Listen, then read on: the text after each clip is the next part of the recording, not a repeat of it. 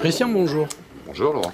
Je voudrais te poser une question. On a entendu récemment dans les médias un président de la République, le nôtre, conseiller un horticulteur de traverser la route pour faire serveur dans tous les restaurants qu'il y a du côté de Montparnasse. Est-ce que c'est pas un peu méprisant pour toi qui formes des gens, de jeunes gens au métier de la salle? Est-ce pas un peu méprisant? Oui, ouais, complètement en fait. C'est méprisant pour les gens de la profession.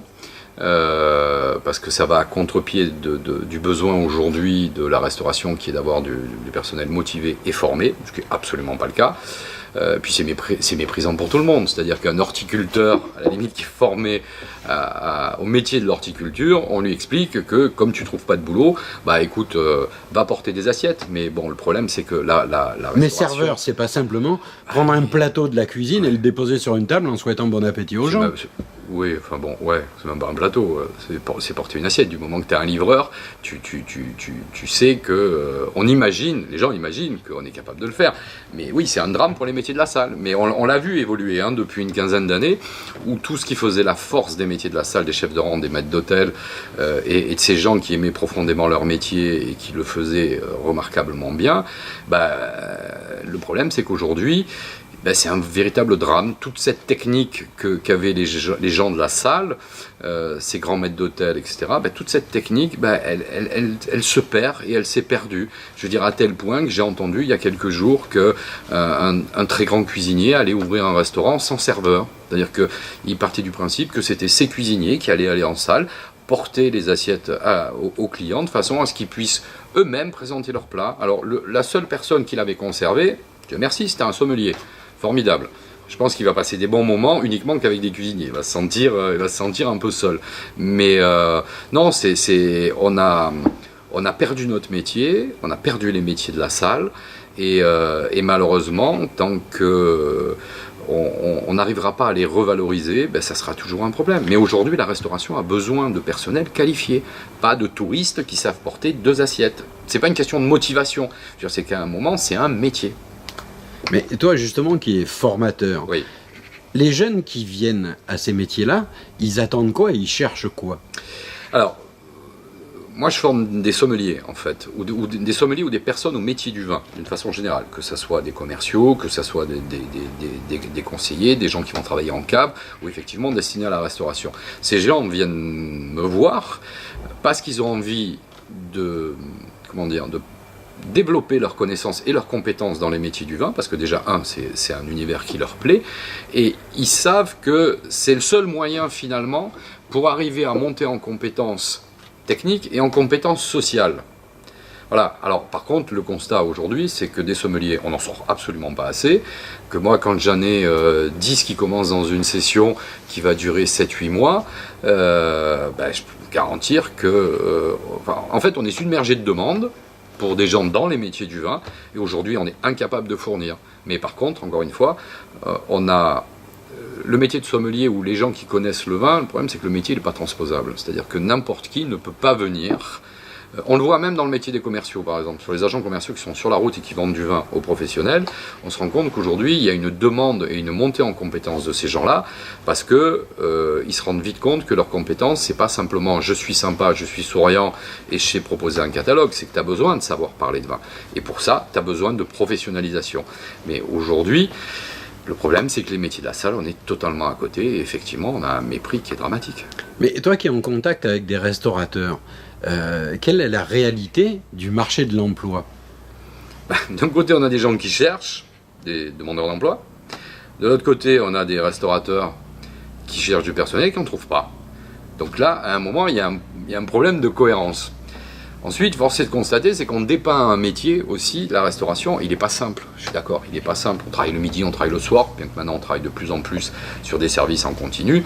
Enfin, à un moment, il faut arrêter de pleurer, quoi. Les gens qui gazent des cailloux au soleil, ou qui font du bâtiment, ou qui font des métiers qui sont bien plus compliqués, bien plus pénibles, je dirais à un moment, il faut arrêter de se plaindre, quoi. On a quand même énormément d'avantages.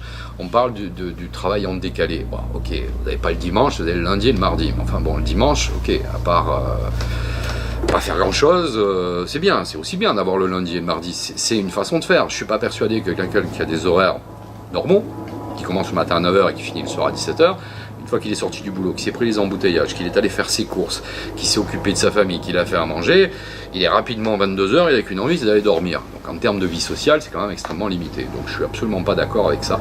Il y a d'autres métiers qui sont plus difficiles, mais par contre on a énormément de satisfaction. Et pourquoi les gens vont de moins en moins vers les métiers de la restauration? C'est un problème de reconnaissance et de salaire?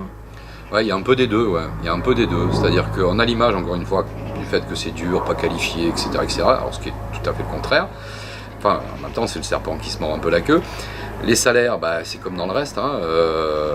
On a un peu bridé le temps de travail, ce que je peux comprendre, mais ça a aussi bridé, malheureusement les salaires. Donc, mais pourtant, il y a quelques années en arrière, on nous a annoncé qu'on baissait la TVA pour pouvoir créer des emplois. En fait, la TVA, elle a bien baissé, et apparemment, des emplois, il n'y en a pas eu. Non, c'est un mauvais raccourci, ça. Mais la première raison, sincèrement, on a baissé la TVA, ça a permis de sauver quand même un paquet d'entreprises. Puis en plus, les taux de TVA étaient profondément injustes. La restauration a créé des emplois. Le problème, c'est que si vous avez les stats de Pôle emploi, aujourd'hui, il y a des dizaines de milliers d'emplois qui ne sont pas pourvus.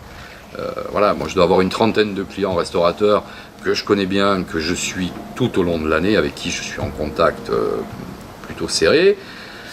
Il y a 80% qui passent leur temps à chercher du personnel. C'est pas des mauvais patrons. C'est pas non plus des mauvais salaires. Mais je crois, j'ai en tête un de mes amis qui cherche un second de cuisine, plutôt qualifié quand même pour faire une jolie cuisine. Ça fait 1 an et demi qu'il cherche quelqu'un. Et je vous garantis que le salaire, il est très bon. Sauf qu'ils ne trouvent pas. Les mecs sont pas motivés. Ils n'ont pas envie. Techniquement, ils sont pas très bons. Voilà, c'est que ça manque quelquefois un peu de courage, quoi, tout ça. Je pense, voilà. Mais s'ils sortent pas de l'assiette comme il faut, c'est aussi une carence dans la formation. Ouais. Oui, bien sûr. Oui, C'est-à-dire que les lycées hôteliers sont plus à niveau? Non, c'est pas ça. Les lycées hôteliers forment très bien une catégorie de jeunes, que ce soit en salle et en cuisine, où on essaie de leur donner une volonté d'excellence, ce qui évidemment est juste que logique. Tous ces jeunes-là, à l'issue, rêvent que d'une chose, c'est d'aller travailler dans les étoilés Michelin. C'est normal, sauf que les étoilés Michelin représentent quoi sur la quasi-totalité des restaurants français? 0,0 quoi? C'est-à-dire rien du tout. Donc, tout le monde va dans cet endroit-là, même si eux peinent aussi à recruter cette catégorie de restauration. Puis après, il y a un chiffre aussi, c'est que vous avez la première année, à l'issue de l'examen, vous perdez déjà 30% des gens qui ont passé l'examen, qui se sont dit « Oula, c'est pas pour moi, je vais aller faire autre chose ». Et puis à 5 ans, vous en avez perdu plus de 50%. En fait, il reste pas grand monde. Si vous ramenez le nombre de lycées hôteliers en France au nombre de postes et d'emplois qui sont disponibles, c'est toujours très compliqué. Et puis après, il y a une chose, ils ont peut-être un savoir-faire, mais il leur manque une chose qui est cruelle, malheureusement, c'est l'expérience. Mais l'expérience, on ne peut l'avoir qu'en travaillant et en étant encadré correctement. Une des bases de notre métier, je terminerai peut-être là-dedans, que ce soit la cuisine, les vins et les métiers de la salle, des valeurs qui sont très fortes chez nous, c'est la transmission du savoir et de l'expérience. Mais pour pouvoir la transmettre, il faut déjà qu'on ait des candidats qui aient envie et qu'on puisse le transmettre à quelqu'un. C'est pas si évident que ça, dans notre branche. Merci Christian. Merci.